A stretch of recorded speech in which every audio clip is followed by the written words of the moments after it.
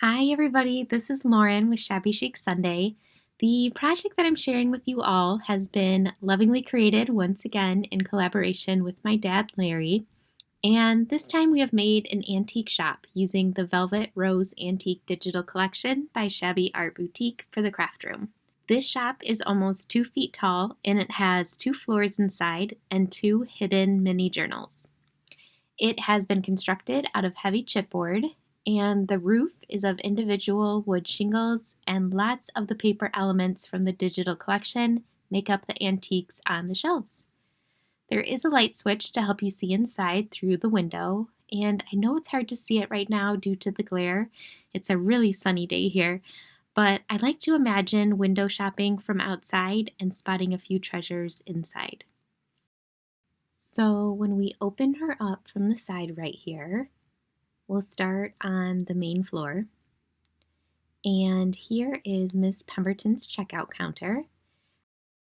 I used the journal pages from the collection to wrap covers around these books, and I made about 50 or 60 of them, but I only have a small pile here as my daughter took the rest for her Barbies and they have yet to be returned.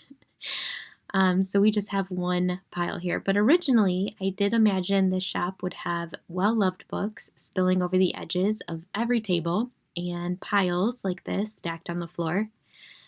So this little pile will have to suffice. Along with her cash register, she has her inventory ledger and business cards, a calendar, and a stack of postcards, some gift bags. And on the back wall, let me zoom in a little bit. There we go. I have a cabinet filled with all the paper images from the collection, and each one is tied with a little piece of thread with a price tag. Everything really is just so tiny, so I'm going to add in some still photos here so that you can see a little bit better. There are some spools of thread there on the shelf, and I just wrapped 2 of the spool ephemera cards with the same thread that I used for all of the price tags. There's also little cabinet cards by the bifocals there, and those are the same images that I used for the 3 gilded frames that are on the walls. I think my favorite, if I had to choose, would be this bundle of postcards tied with a string. There are some overstuffed drawers with more postcards spilling out, as well as cabinet cards and some Polaroids in the bottom drawer. And on the wall to the left, I used the beautiful images of the 3 women, and I placed them inside of the gold frames. Oh, I forgot to mention, I used these same photos and gold frames to make tiny picture frames that are on the shelves. And then I used the glossy accents to add a shine to them to make them look like they were in a real glass picture frame. And upstairs then, on the second floor, we have another cabinet filled with additional treasures. The left side of the wall has 2 other frames. And I did add a few other items such as the little dollhouse, the teddy bear, the baby buggy, and those are from the vintage dollhouse kit on Etsy.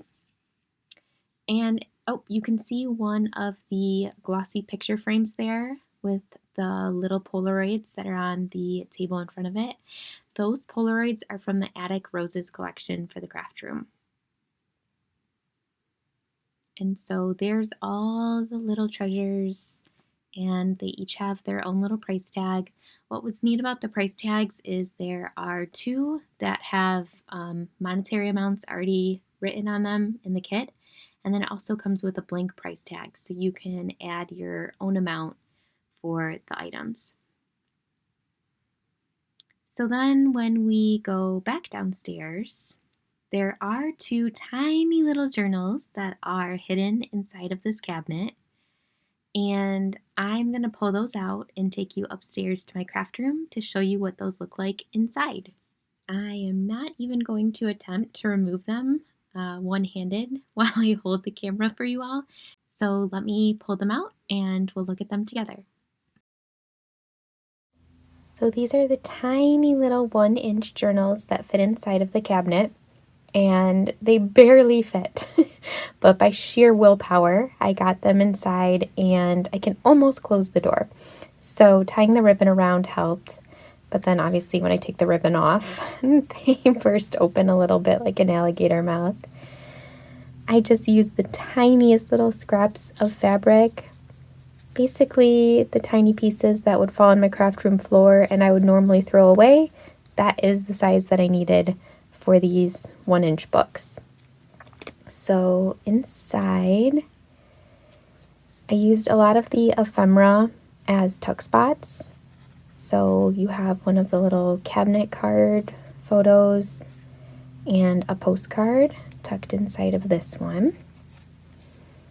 And then on this page I have a tiny piece of lace and it creates a pocket. And you have 2 little decorative tags. And so those tuck right back inside of here. This cabinet is another tuck spot. So hold this piece of ephemera. And here's another little tuck spot. Postcard, and then a sewing machine advertisement. And then in this little pocket, I used a scrap of lace for this little tag. It has a shopping bag and a perfume bottle and a teacup. And then this decorative tag. And to make the pages, I used my regular cardstock. I still did the same cardstock, 65-pound cardstock. And then I have a video of how I sized my little book, if you're interested in doing that yourself. This is a little telephone and a comfy couch with some roses. I don't know if it's picking up because everything is so tiny. This little hat holds another cabinet card and this business card. Little tuck spot here for a business card for a florist. And decorative tag. And this is a tuck spot here behind this bonnet. And then this is a piece of ephemera I glued down. The tiny little bird with the teacup then holds this decorative tag, tucks right in here. And then that is the first book. And then the second one is the same thing. So tiny little scraps for the outside cover. And then I have more little decorations inside. So the ephemera pieces, I think I sized to, what did I put in? I think 0.20, I think is what I put in for the ephemera in my Cricut when I was sizing everything in Cricut Design Space. And then I think the tags themselves are 1/4 inch. Yeah, that sounds about right. So 1/4 inch for the tags, and then obviously smaller pieces of ephemera to decorate then on top of the tags.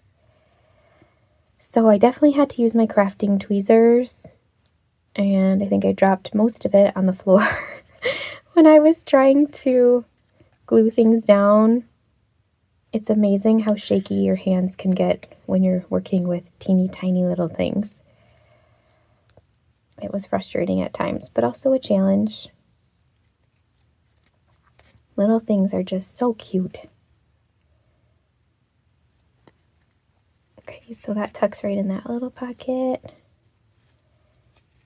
And another tag here. I knew I would not be able to successfully cut all these out with scissors, so I did have everything cut out with Cricut Design Space. Let's see. Is it going to focus? There we go. That little girl is so darling.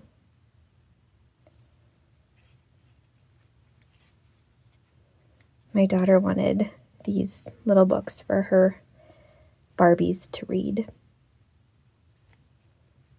And that is the second book. So those little journals fit right inside of that cabinet for safekeeping. And that is my latest project. So thank you all for watching. I will see you all very soon. Until then, take care.